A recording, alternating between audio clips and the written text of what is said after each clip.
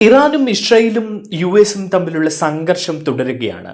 ലോകത്തിന് തന്നെ ആശങ്കയായി പലവിധ വാർത്തകളാണ് ഓരോ ദിവസവും പുറത്തേക്ക് വന്നുകൊണ്ടിരിക്കുന്നത്. ഇതിനിടയിൽ ഇപ്പോൾ ഞെട്ടിക്കുന്ന ചില ഊഹാപോഹങ്ങൾ പ്രചരിക്കുകയാണ് സമൂഹ മാധ്യമങ്ങളിലും ചില അന്തർദേശീയ മാധ്യമങ്ങളിലും.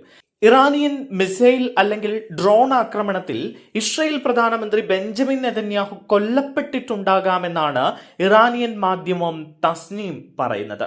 നെതന്യാഹു പൊതുപരിപാടികളിൽ പങ്കെടുക്കാതെ മാറി നിൽക്കുന്നതും അദ്ദേഹത്തിന്റെ വസതിയുടെ സുരക്ഷ കൂട്ടിയതും അപ്രതീക്ഷിതമായി ഉഭയകക്ഷി യാത്രകൾ മാറ്റിവെച്ചതുമെല്ലാം ചൂണ്ടിക്കാട്ടിയിട്ടാണ് ഈ മാധ്യമം ഇത്തരമൊരു അവകാശവാദം പുറത്തുവിട്ടിരിക്കുന്നത്. ഇതിനൊപ്പം തന്നെ നെതന്യാഹുവിന്റെ സഹോദരൻ ഇദ്ദോ നെതന്യാഹു ടെൽ-അവീവിൽ ഉണ്ടായ വ്യോമാക്രമണത്തിൽ കൊല്ലപ്പെട്ടതായും സമൂഹ മാധ്യമങ്ങളിൽ പ്രചരിക്കുന്നുണ്ട്. ഇതേ ആക്രമണത്തിൽ ഇസ്രായേലിന്റെ ദേശീയ സുരക്ഷാ മന്ത്രിക്ക് പരിക്കേറ്റതായും ഈ മാധ്യമം റിപ്പോർട്ട് ചെയ്യുകയാണ്. ഡോക്ടറും എഴുത്തുകാരനും റേഡിയോളജിസ്റ്റുമായ ഇദ്ദോ നെതന്യാഹു ജെറുസലേമിലെ ഹീബ്രു സർവകലാശാലയിൽ നിന്നുള്ള മെഡിസിൻ പഠനത്തിന് ശേഷം യു.എസിൽ പ്രവർത്തിക്കുകയായിരുന്നു.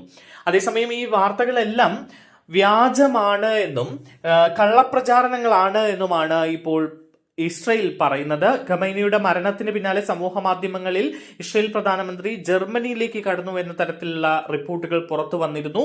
അതുകൂടാതെ കഴിഞ്ഞ ദിവസം പുറത്തു വന്ന ഒരു ചിത്രം ചൂണ്ടിക്കാണിച്ചും വലിയ രീതിയിലുള്ള ഊഹാപോഹങ്ങൾ സമൂഹ മാധ്യമങ്ങളിൽ പ്രചരിക്കുന്നുണ്ട്.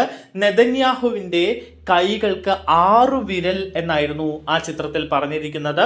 ഇത് വലിയ രീതിയിലുള്ള ചർച്ചകൾക്ക്, നെതന്യാഹു കൊല്ലപ്പെട്ടു എന്ന തരത്തിലുള്ള ചില ചർച്ചകളിലേക്ക് വഴിവെച്ചിരിക്കുകയാണ്. എന്തായാലും മാർച്ച് 9 ഇസ്രായേലിലെ ഏറ്റവും വലിയ തുറമുഖമായ അഷ്ഡോഡ് തുറമുഖത്തിൽ ഇസ്രായേൽ ഗതാഗത മന്ത്രി മിരി രേജിവിനൊപ്പം നെതന്യാഹു പോയിരുന്നു. മാത്രമല്ല ടെൽ-അവീവിൽ നടന്ന ആക്രമണങ്ങളിൽ തകർന്ന പ്രദേശങ്ങളും അദ്ദേഹം സന്ദർശിച്ചിരുന്നു. ഇതിന്റെ ചിത്രങ്ങൾ പ്രധാനമന്ത്രിയുടെ ഓഫീസ് പുറത്തുവിട്ടിരുന്നു. ഇതിനിടയിൽ മൊസാദ് മേധാവിയായ ഡേവിഡ് ബാർണിയെയും കൊല്ലപ്പെട്ടതായുള്ള പ്രചാരണങ്ങൾ ശക്തമാകുന്നുണ്ട്. ഈ വാർത്തകളെല്ലാം ഇറാന്റെ പ്രൊപ്പഗണ്ടയാണ് എന്നാണ് ഇസ്രായേലി മാധ്യമങ്ങൾ റിപ്പോർട്ട് ചെയ്യുന്നത്. എന്തായാലും കൂടുതൽ സ്ഥിരീകരണം ഇസ്രായേലും ഇതുവരെ പങ്കുവച്ചിട്ടില്ല.